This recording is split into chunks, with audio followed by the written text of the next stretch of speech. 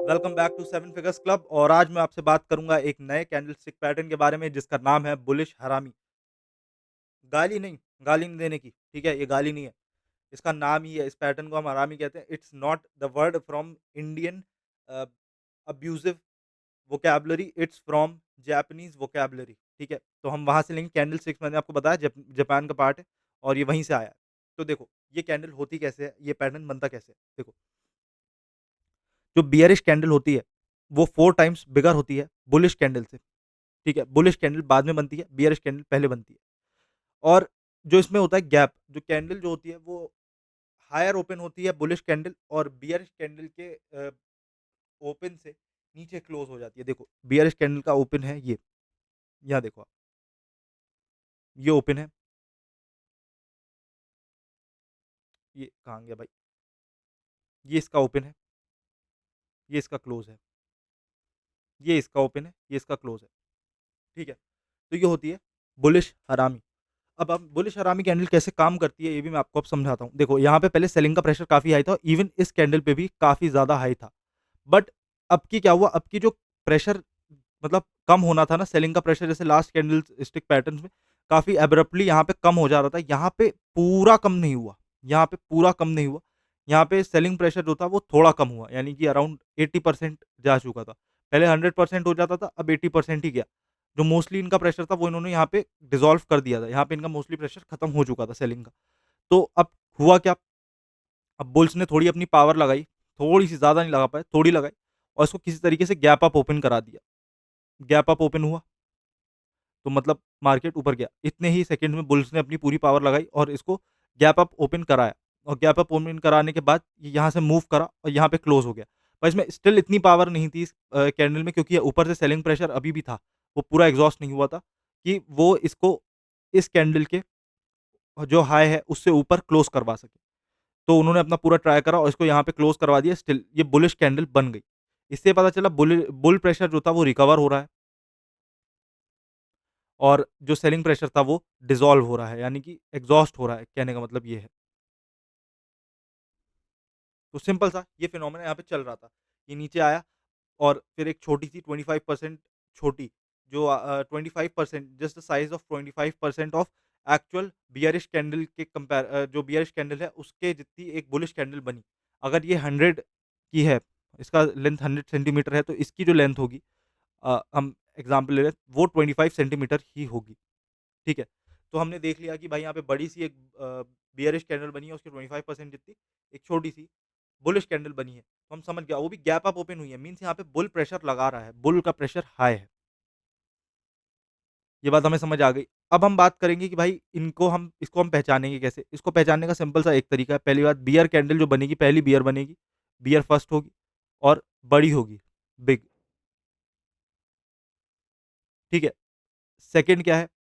जो bullish candle होगी वो सेकंड होगी और वो स्मॉल होगी, 25% ऑफ बिग, मतलब पीछे वाली बियरिश कैंडल का 25% ही होगा। देन अब क्या बचा? वो जो सेकंड कैंडल होगी वो गैप अप ओपन होगी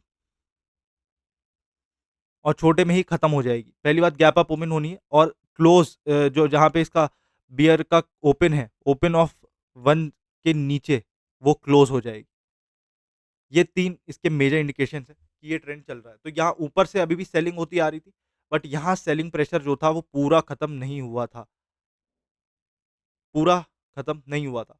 पूरा 100% नहीं ओवर हुआ था, बल्कि यहाँ पे ऐसा नहीं हुआ था, सेलिंग प्रेशर इज़ नियरली 80% हो चुका था, ठीक है? 20% अभी भी बचा था जहाँ पे इन्होंने इसको खींच लिया, but still bulls are in 100% move, तो उन्होंने इसको ऊपर फेंक दिया यहाँ से। चलो अब इसे देखते हैं पैटर्न फॉर्मेट में, चार्ट में ये कैसा दिखता है। तो ये कुछ ऐसा दिखता है, ऊपर से कुछ ऐसा ट्रेंड आ रहा है सेलिंग का।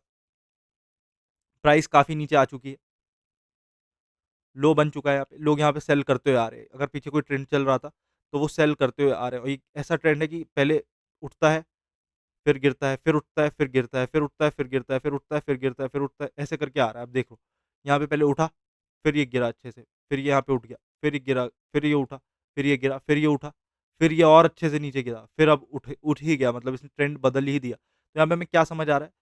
यहाँ पे सेलिंग होती हुई आ रही है। कैसे? यहाँ पे किसी ने सेल कर दिया।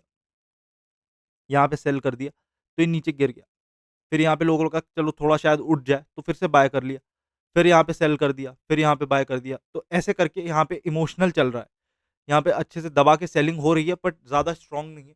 वो धीरे-धीरे कम होती जा रही है क्योंकि अगर ऐसे गिर-गिर के मार्केट मतलब गिरता है या उठ-उठ मतलब पार्ट्स में उठता है या पार्ट्स में गिरता है, तो वहाँ पे ज़्यादा पोटेंशियल लगता है क्योंकि वो उठ गया है, उसे फिर उतना नीचे लाना जैसे यहाँ तक ले आए, यहाँ तक इसको सेल कर दिया, अब ये फिर से वापस ऊपर उठ गया, तो इतना जो पोटेंशियल था वो वेस्ट हुआ ना, वही चीज़ है। तो इतना प्राइस अब आपको फिर से नीचे लाना पड़ेगा।